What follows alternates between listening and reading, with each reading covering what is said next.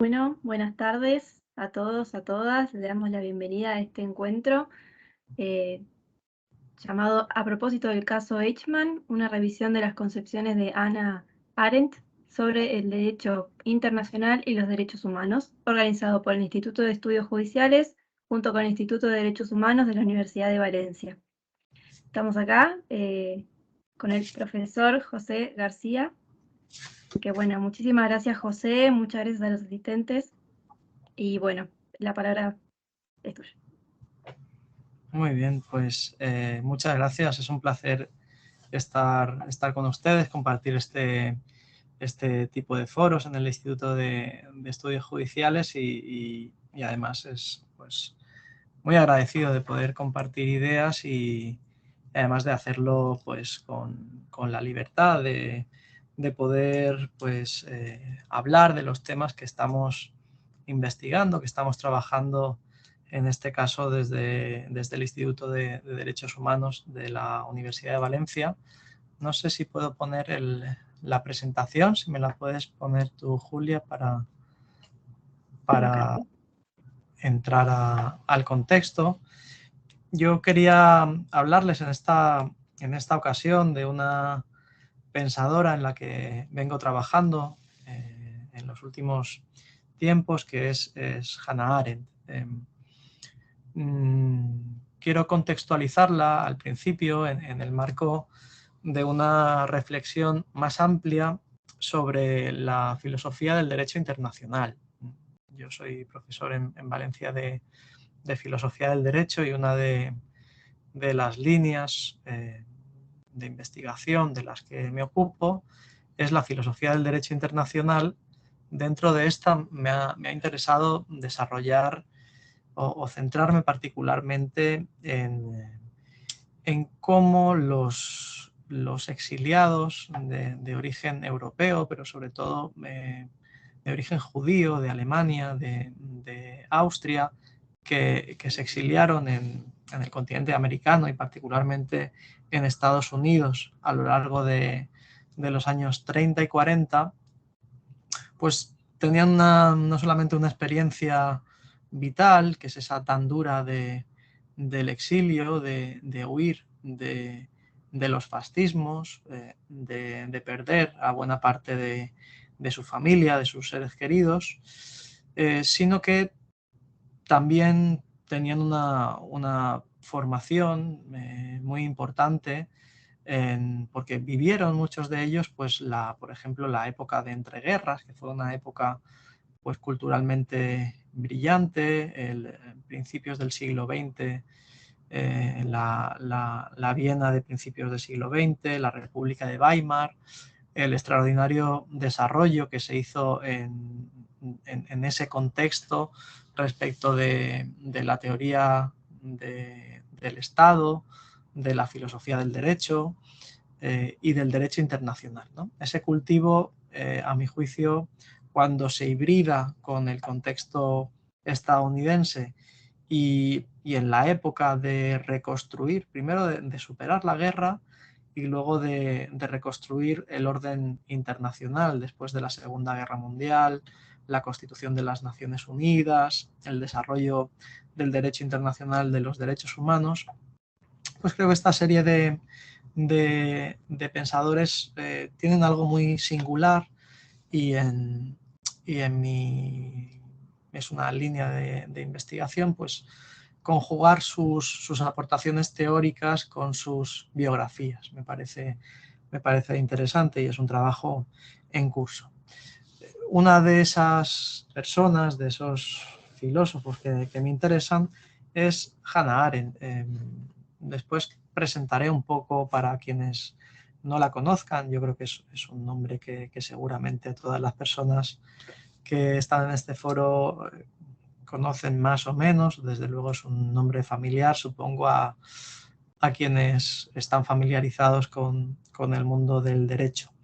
Aunque desde luego pues podemos partir de la constatación de que obviamente Hannah Arendt no es una jurista ni es tan solo una filósofa del derecho, pero sí diría es una filósofa sin la cual el derecho no puede entenderse. A mi juicio, una lectura atenta de las obras de Arendt pues hace que el derecho se pueda entender mucho mejor. El derecho y los fenómenos que rodean la realidad jurídica, particularmente si nuestro interés teórico y práctico recae en materias como los derechos humanos, el multiculturalismo, el poder político, pero también el derecho internacional, pues creo que conocer un poco de las reflexiones de Arendt nos ilumina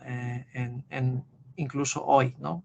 Cuando uno lee algunas obras de los años 50, de los años 60 y las compara con realidades a las que tenemos que enfrentarnos actualmente, pues a mucha gente que la lee por primera vez le resulta iluminador y yo creo que no es.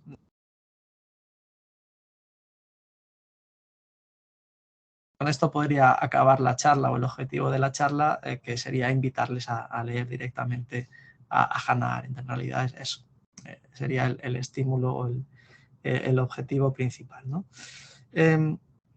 Pero insisto, claro, la versión que tenemos del derecho, del fenómeno jurídico, de los derechos humanos y del derecho internacional en Arendt no es una visión acabada ni libre de contradicciones. Insisto, porque Arendt no es una filósofa del derecho.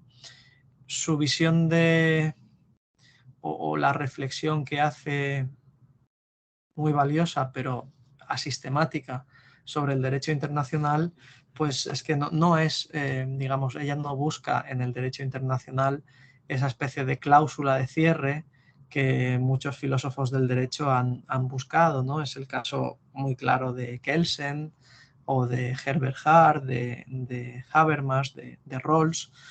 Muchos de los filósofos, de los grandes filósofos del derecho, curiosamente, muchos de ellos hacia el final de sus obras han realizado o se han fijado en el derecho internacional para acabar de ofrecer una reflexión global del derecho. No es que sea el caso de Hannah Arendt, pero sí yo creo que, por ejemplo, uno de esos importantes filósofos del derecho, Ronald Dworkin, en prácticamente su última obra, que tituló Una filosofía para el derecho internacional, decía, tenemos que pensar, tenemos que buscar nuevas ideas para el derecho internacional, ¿no? Y creo que en Arendt encontramos muchas de esas ideas y por eso se me ocurría que podía ser interesante trabajarla. Y bueno, contarles en esta charla algunas de las ideas que creo que pueden resultar interesantes. Este es el guión de lo que voy a contar en aproximadamente estos 30 o 40 minutos que tenemos por delante para dejar tiempo a preguntas o al debate. Pido disculpas porque el PowerPoint se desconfiguró al subirlo a la plataforma, pero en cualquier caso creo que se puede leer, ¿no? Entonces este es un poco el guión que hice de la sesión. Vamos a hacer una breve introducción centrándonos en el libro de Eichmann en Jerusalén, que publica Arendt en el año 63, y después, por supuesto, doy por sabido que ustedes conocen el caso Eichmann, pero contaremos alguna cosa del caso Eichmann. En segundo lugar, quiero realizar una pequeña reflexión sobre por qué Arendt fue considerada y todavía es considerada una pensadora judía incómoda, y creo que esos tres adjetivos son fundamentales para entenderla. No repararemos en el juicio a Eichmann, y fíjense que también en el juicio a quienes no son Eichmann, y esta es una cosa también polémica, como veremos.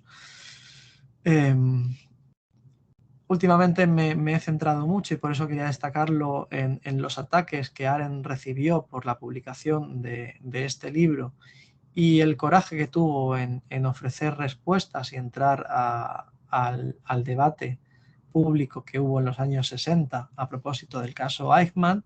Y por último acabaremos con una reflexión sobre por qué la ironía y por qué incluso poner ironía a lo más oscuro, y cuando hablamos de lo más oscuro aquí hablamos de algo tan grave como el Holocausto, pues puede tener algún sentido en el contexto del pensamiento de Hannah Arendt. Bien, en primer lugar, ¿por qué hablar de esto aquí? Hay una frase, Hannah Arendt, bueno, pues es una fuente inagotable de frases que dan mucho que pensar. El problema es cuando se sustituyen las frases por la lectura directa de su obra, cuando se descontextualizan, ¿no? Pero aquí quisiera yo empezar con 3 frases y tratar de contextualizarla. La primera es esta de que el sentido de la política es la libertad.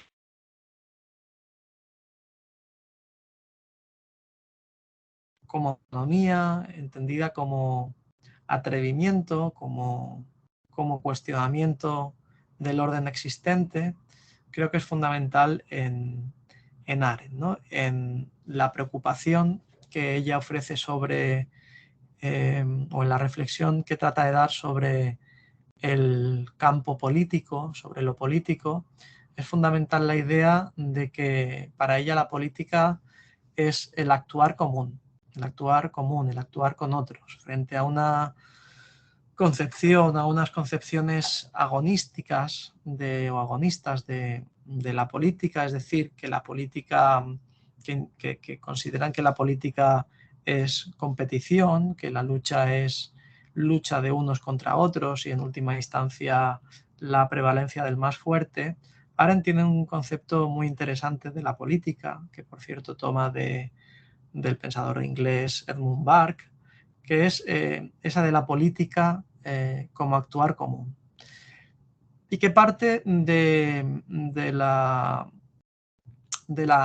idea de que lo fundamental en el mundo político es la pluralidad y que la pluralidad no puede ser anulada. La pluralidad es una condición de nuestra convivencia.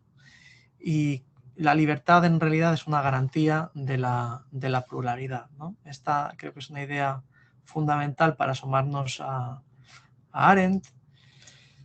En segundo lugar, quisiera destacar la idea que está al principio en el prefacio, en el estudio introductorio de los orígenes del totalitarismo, que es su primer gran libro, el primer gran libro que publica en los Estados Unidos en el año 51, que dice una cosa muy, muy simple pero muy profunda al mismo tiempo. Comprender significa resistir. El libro de los orígenes del totalitarismo consiste en un esfuerzo monumental, en realidad son 3 libros en uno, que tratan de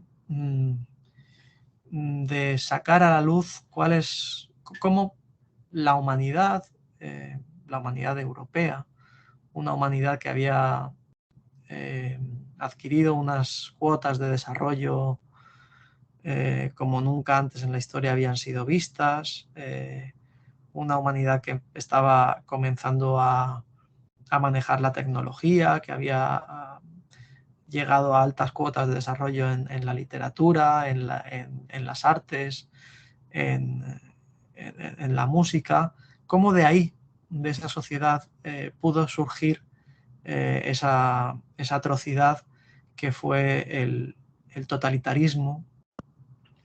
Y Arendt se empeña, Arendt que había sufrido los horrores del totalitarismo, que había estado en un campo de concentración en Francia, que se había tenido que exiliar, que fue apátrida durante 20 años, escribe en ese estado de apatridia tratando de comprender cómo había podido pasar el Holocausto, ¿no? En esa época un filósofo de la escuela de Frankfurt conocido, Adorno, ¿no? Teodoro Adorno, Fíjense que se preguntó si después de Auschwitz sería posible la poesía, ¿no? Si después de que llegaran los aliados a los campos de concentración y de exterminio, la humanidad podríamos volver a reír, podríamos volver a preocuparnos por la estética, por las cosas más intrascendentales, por la belleza, ¿no?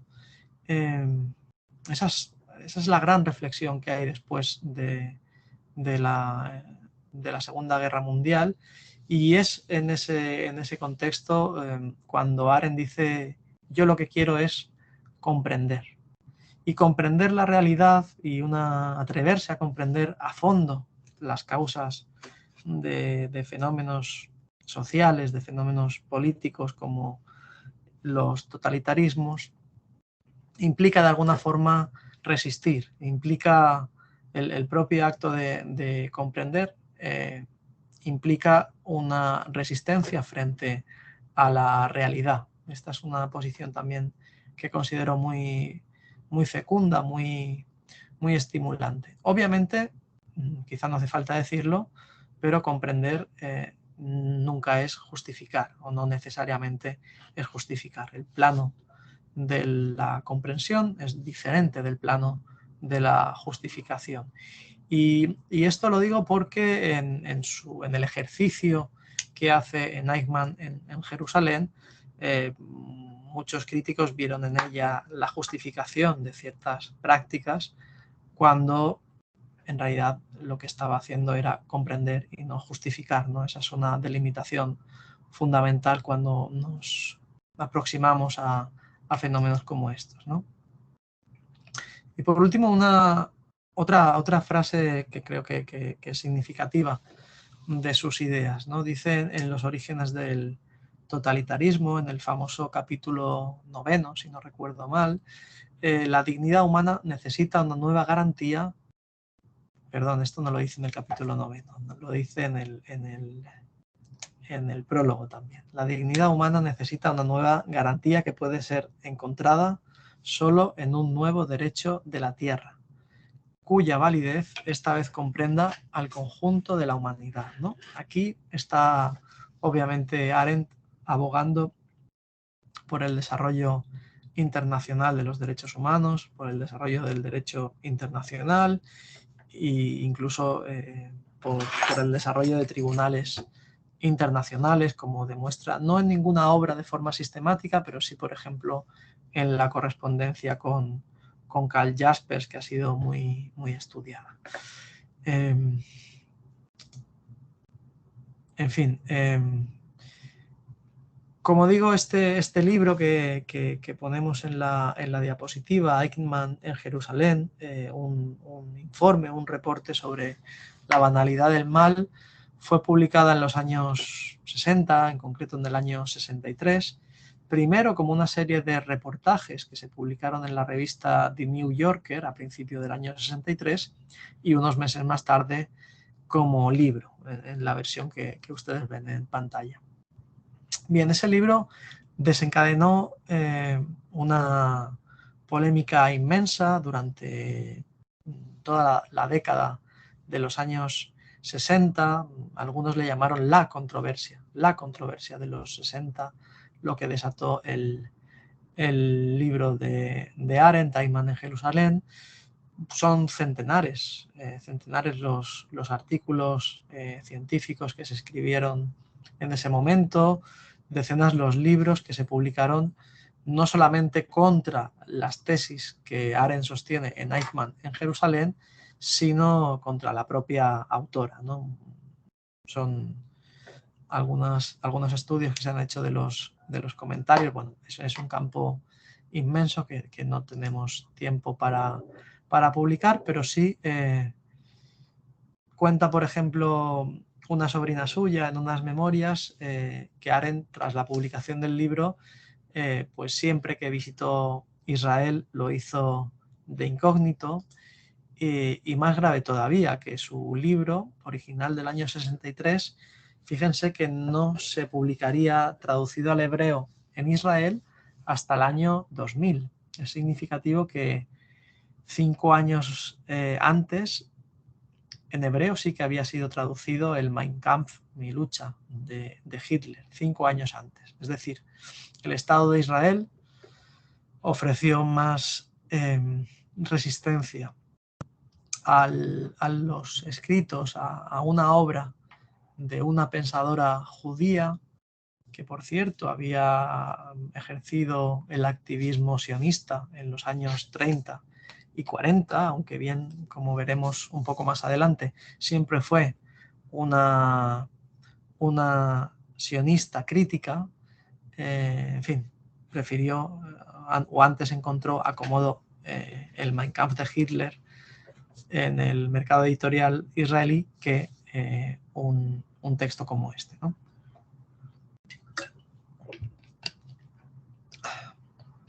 Bien, muchos de ustedes, si no han leído el libro, se estarán preguntando, pero ¿qué decía? ¿Por qué fue tan polémico el libro? Yo aquí destacaría 3 tesis principales, pero antes de hacerlo, considero que es necesario que conozcamos o que recordemos quién fue Adolf Eichmann, ¿no? En unos pocos trazos sabemos que Adolf Eichmann fue un alto mando del Ejército Nacionalsocialista. En concreto, él se ocupó del traslado de personas a los campos de concentración y exterminio que estaban, como saben, localizados en el este, ¿no? en Polonia fundamentalmente. Se considera que él fue el responsable directo de la muerte de más de 1 millón de personas, de aproximadamente 1 millón de personas, pasaron, obviamente no los mató él con sus propias manos, pero mandó él que fueran conducidos hacia esos campos de la muerte, ¿no? Fíjense, bueno, los historiadores establecen este consenso de que el Holocausto costó la vida a 6 millones de judíos, aproximadamente el 30% de todo el pueblo judío de la época. Pues de esos 6 millones, Eichmann fue el responsable. Se considera que aproximadamente de la muerte de 1 millón, ¿no? Bien, Eichmann consigue no ser apresado por los aliados, permanece escondido en las áreas rurales, no recuerdo ahora si de Alemania, Austria, y finalmente llega a Italia y consigue pues un pasaporte humanitario, una identidad falsa, proporcionada, todo hay que decirlo, por el Vaticano, por la Orden de San Rafael del Vaticano, y en esas conocidas rat lines, ¿no? Las líneas de ratas les llamaron, pues junto con un número considerable de nazis, consigue escapar a Sudamérica y en concreto a Argentina, ¿no? Y allí, bajo una nueva identidad, Ricardo Clement pasa a llamarse, bueno, consigue ocultarse. Poco a poco, en los años 50, él vive acaba en Tucumán, en la provincia de Tucumán. Allí incluso reagrupa a su familia. Su mujer y sus 3 hijos pues viajan desde Alemania para vivir con él, y más tarde pasan a la provincia de Buenos Aires, y allí se establecen como una familia totalmente normal. Tienen un 4.º hijo. Él empieza a trabajar como empleado primero y luego como encargado en un concesionario, en un taller de Mercedes-Benz.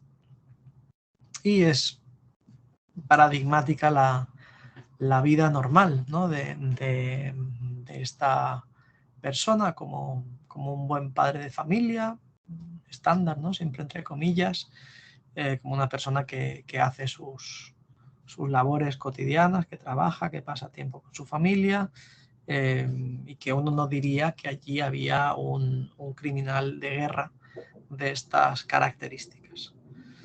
Por una serie de circunstancias es descubierto su paradero y en el año 60 desde Israel se envía al Mossad, al servicio secreto, a capturarlo.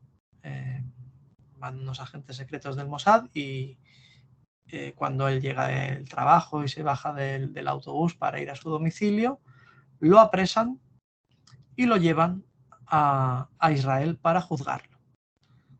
Cabe decir, no piden, por supuesto, una orden de extradición, no hay un procedimiento diplomático, hay un procedimiento que es ni más ni menos que un secuestro, lo cual luego obviamente plantea los problemas jurídicos pertinentes. Pero hay un secuestro, lo llevan a Israel para juzgarlo.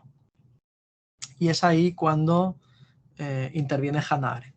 Ben Gurión, el entonces primer ministro israelí, anuncia en el Parlamento que han apresado a Eichmann y que van a hacer un gran juicio para depurar las responsabilidades de este sujeto, para hacer justicia con las víctimas, muchas de ellas, pues como ustedes imaginarán, para ese momento viviendo ya en el recién constituido Estado de Israel. En esa coyuntura, Hannah Arendt, que no he dicho, aunque quizá no haga falta, pero no he dicho que es, o sí lo he dicho, una refugiada judía en Estados Unidos, pide ir a cubrir el juicio. Ella ya había, en el año 60, ya había adquirido un estatus como una profesora importante, como una pensadora de referencia en los temas del totalitarismo, en los temas de la teoría democrática, fundamentalmente a raíz de su publicación Los orígenes del totalitarismo, y pide a la revista The New Yorker que le envíen a cubrir el juicio y ofrece hacer una serie de reportajes. Es ahí cuando llega Eichmann, ¿no? Cuando llega Arendt a cubrir el juicio a Eichmann. Estará durante todos los meses que dura el juicio con un pase de prensa siguiendo el juicio. Es un juicio, obviamente, fue un juicio de referencia, muy mediático. Fueron a cubrirlo periodistas enviados de todo el mundo.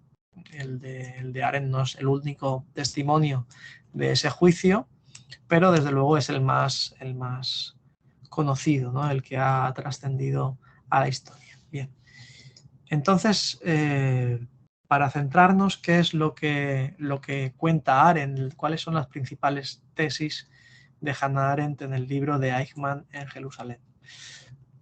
Yo diría que hay tres tesis principales, una sobre el victimario, otra que podemos decir es sobre la víctima y una tercera sobre el juicio en sí mismo. Luego tendremos oportunidad de desarrollarlas con más calma, si quieren, en las preguntas, pero en cuanto a la tesis sobre el victimario, la gran idea que Eichmann le plantea a Hannah Arendt cuando escucha los interrogatorios, cuando lee todas las transcripciones, cuando lo ve en persona en la sala del juicio, es que no se trataba de un monstruo extraordinario.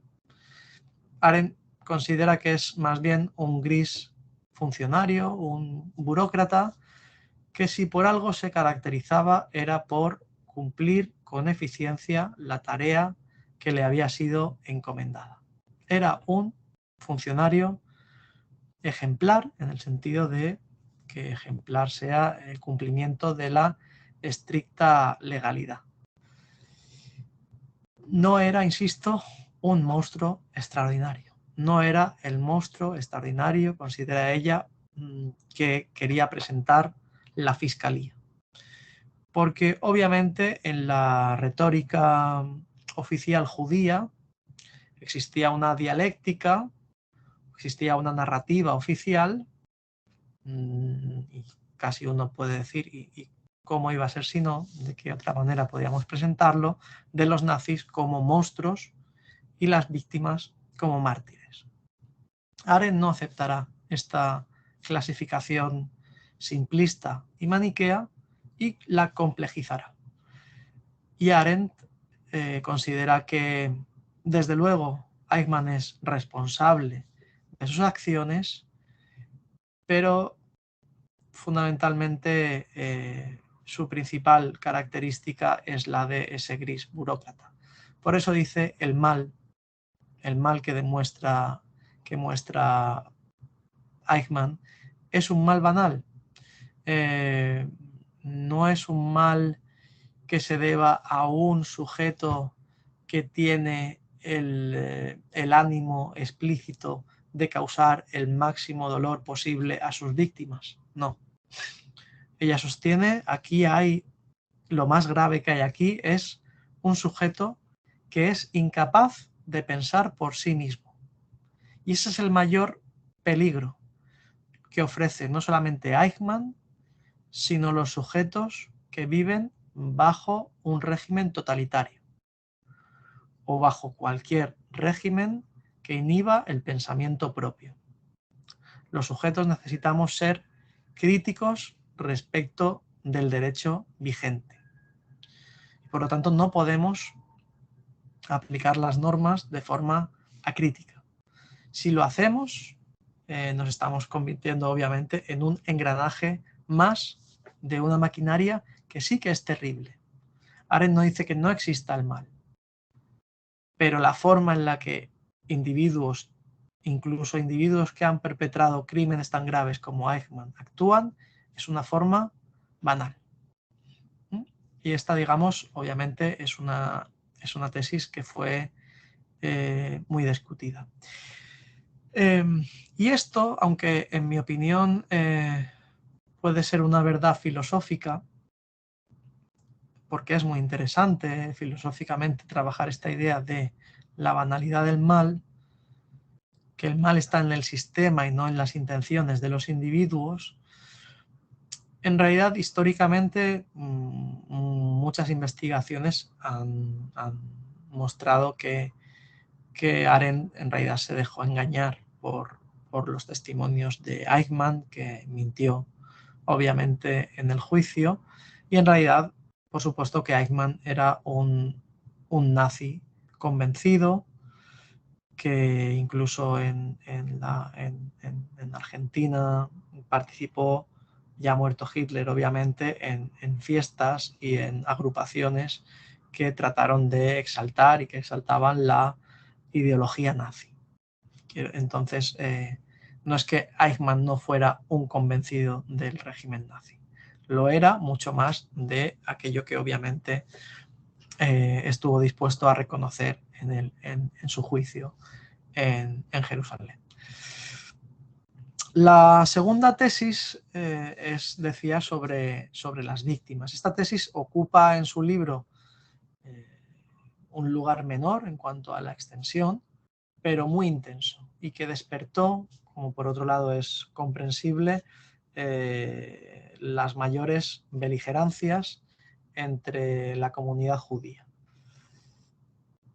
Arendt se atrevió a cuestionar la responsabilidad de los líderes del pueblo judío, muchos de ellos constituidos en lo que fueron llamados los Judenrate, es decir, los consejos judíos. Esto era una especie de tabú en el pueblo judío en el momento posterior al Holocausto. La cuestión de la colaboración de los propios judíos en su exterminio. Aquí hay que hacer muchas matizaciones porque obviamente este es un tema muy delicado. Lo primero creo que cabe matizar es que Arendt no apunta al conjunto del pueblo judío porque es bien consciente que en un sistema totalitario como el sistema nazi, en la mayoría de ocasiones la resistencia es imposible. Esto queda muy claro en su libro del año 51, en los orígenes del totalitarismo. Arendt apunta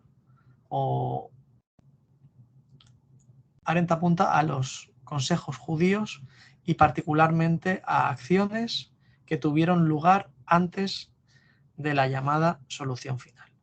Apunta o considera que hay que repensar porque así salió en el juicio, no porque ella lo quiera introducir, en eso hace hincapié posteriormente, que hay que pensar en por qué los líderes judíos colaboraron en organizar, en seleccionar quién iba a los campos de concentración, en colaborar con la domesticación de su propio pueblo, ¿no? Insisto en el momento histórico, no cuestionó a las organizaciones judías ya en la fase final de exterminio, cuando la resistencia no era posible. Por supuesto, no se le ocurre criticar a otra institución de colaboración judía que fueron los Sonderkommandos, ¿no? Los campos que operaron dentro de los propios campos de concentración, donde toda resistencia era imposible por la propia naturaleza y por el propio contexto de los campos. Su crítica, por lo tanto, es matizada y es acotada. Eso no hizo que no fuera una crítica que despertara la mayor animadversión entre la comunidad judía de su época, incluso entre muchos amigos suyos, ¿no? Pero aquí hay una constatación y que creo que es fundamental destacar, y es que para Arendt no sirve el victimismo judío, incluso que es algo que ella identifica con una determinada posición religiosa, esa del martirologio, etcétera, que priva al sujeto de acción, ¿no? Ella considera que todos debemos ser juzgados respecto de nuestros actos y debemos tener la capacidad de juicio. Es una capacidad moral que no se está refiriendo a un juicio en tanto que procedimiento jurídico, sino el juicio en tanto que hacernos responsables de nuestras acciones.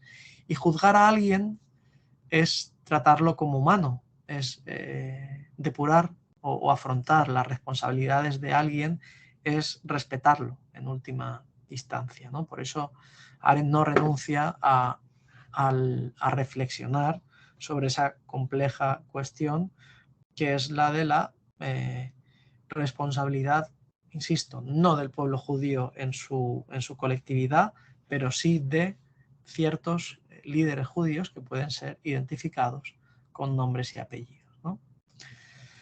Y por último, la tercera tesis que encontramos en Eichmann en Jerusalén es sobre el propio juicio y sobre su utilización política.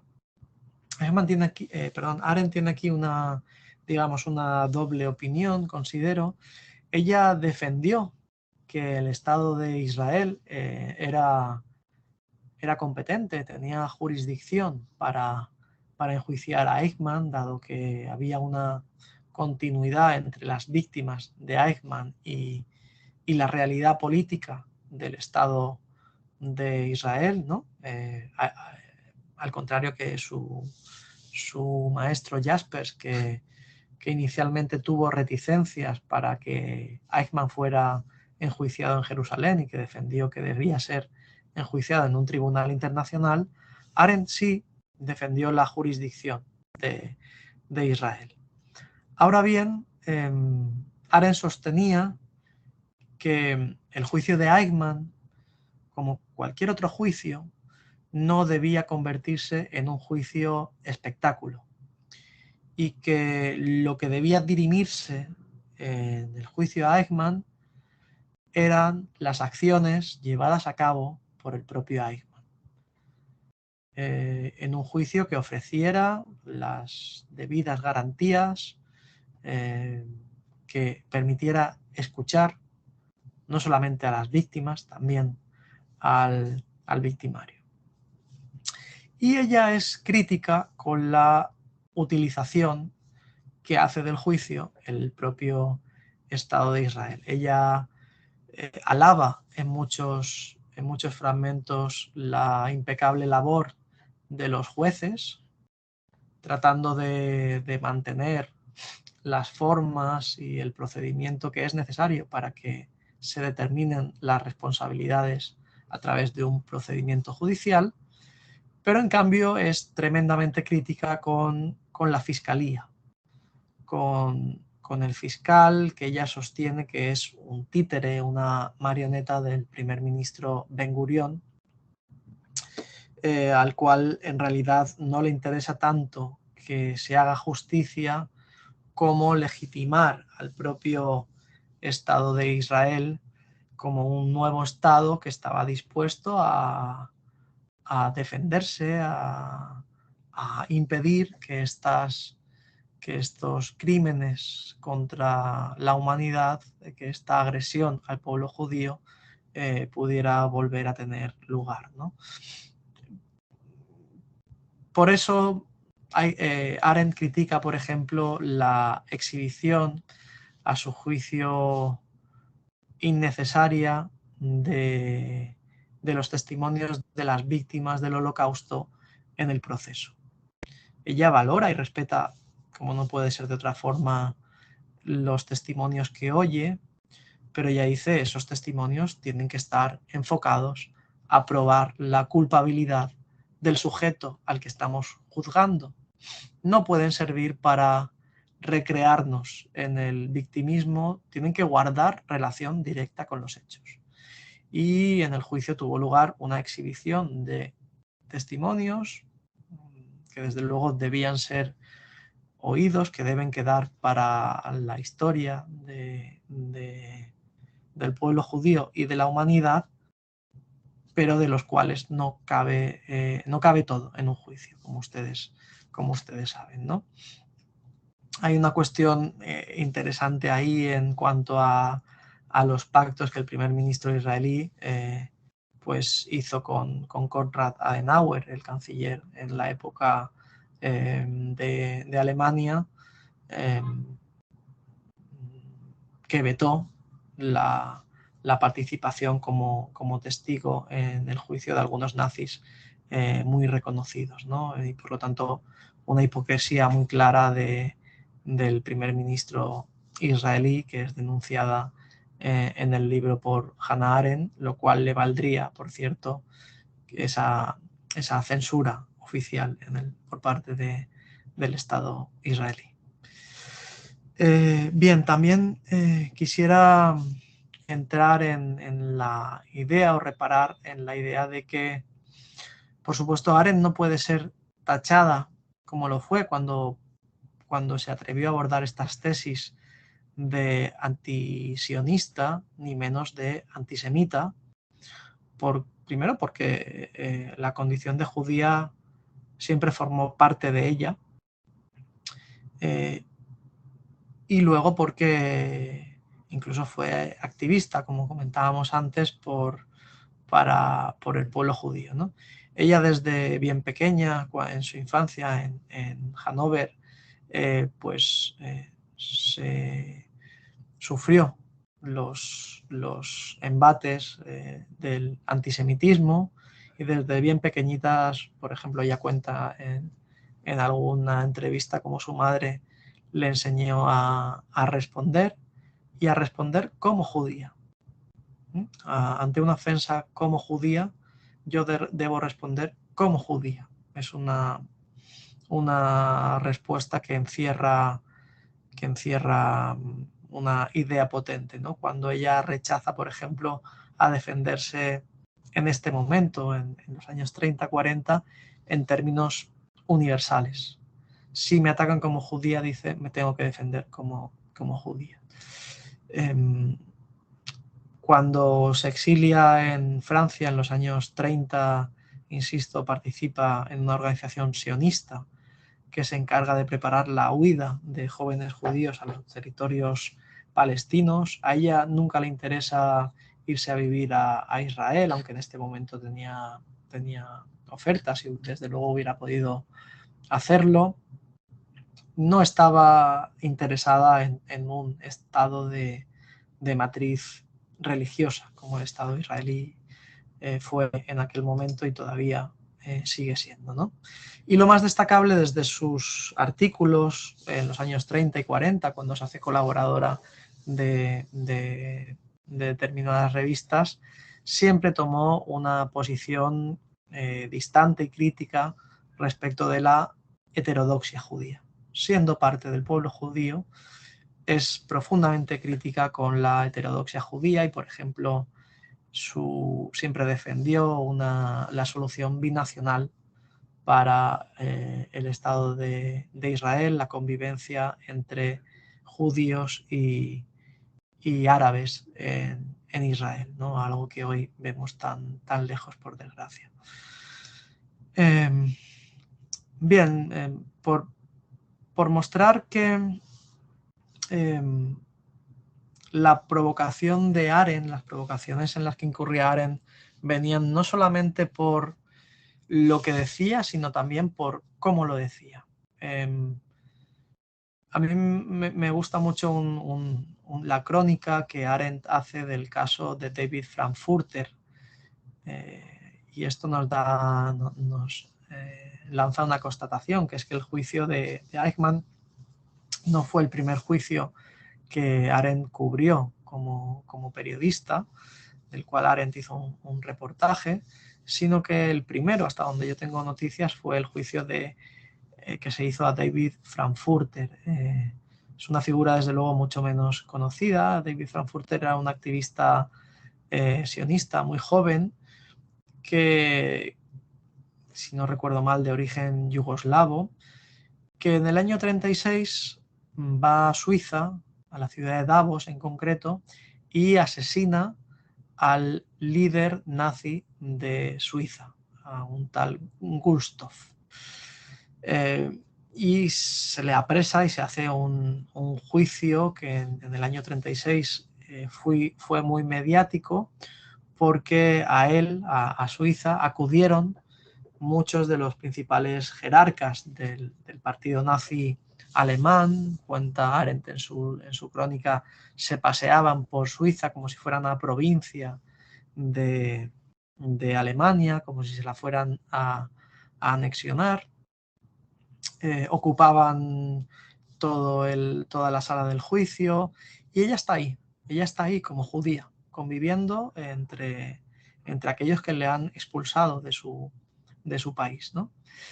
Y solamente quiero destacar este pasaje que me parece muy, muy divertido, ¿no? En un semanario local, cuando se está describiendo el ambiente que hay en el juicio, un semanario dice: el padre del acusado tenía una nariz judía racialmente pura.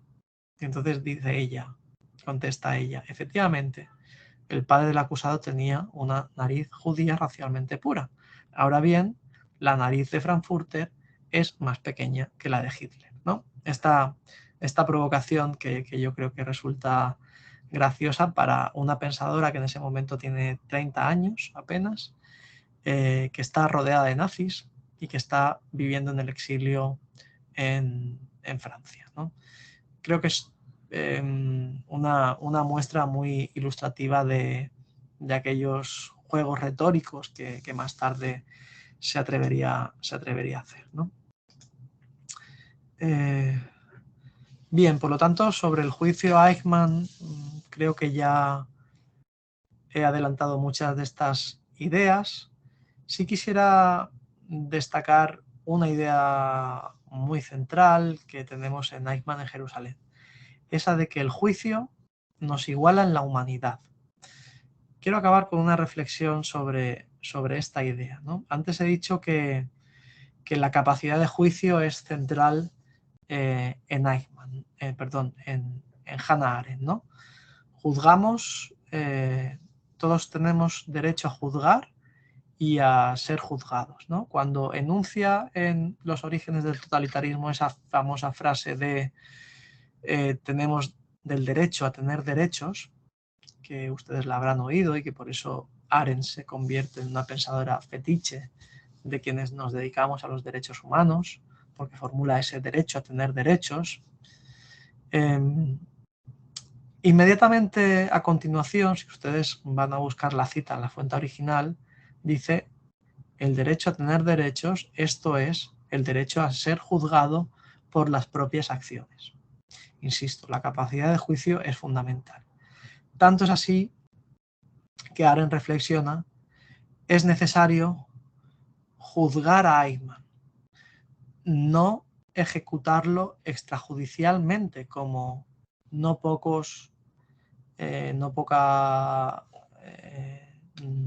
representación de la sociedad judía israelí defendía en aquel entonces.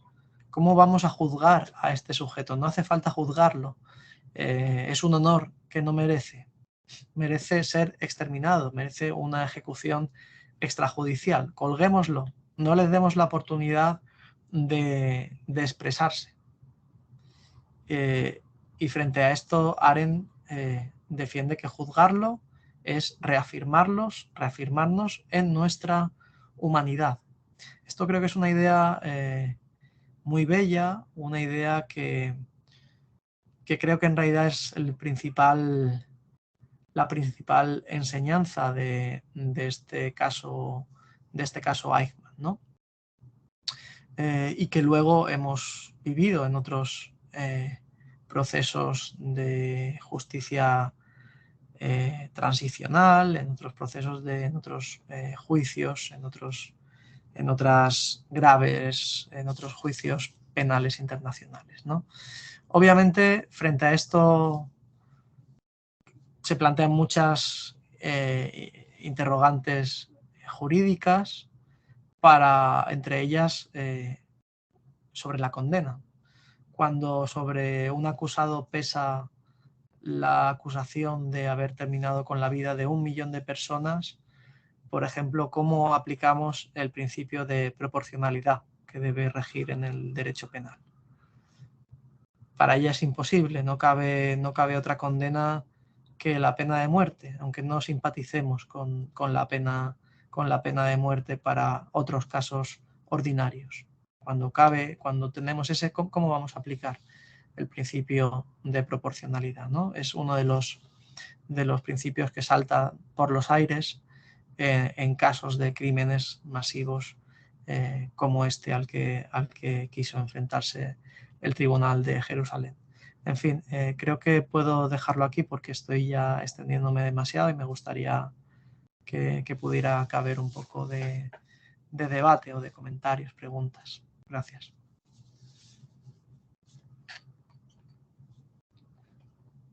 Bueno, muchas gracias, José. ¿Tienen todos y todas los micrófonos habilitados por si quieren hacer algún aporte, consulta y demás? Pueden abrirlos.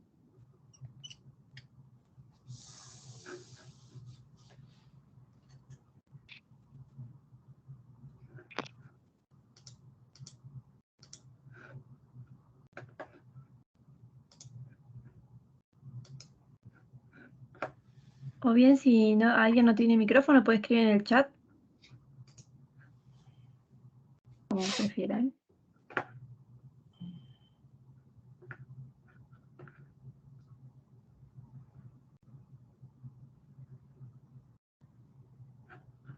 Bueno, por mi parte, por parte del instituto, agradecerte, José, pedirte disculpas por esta cuestión del horario, incluso a los asistentes, también 1000 disculpas por el tema del recambio de horario.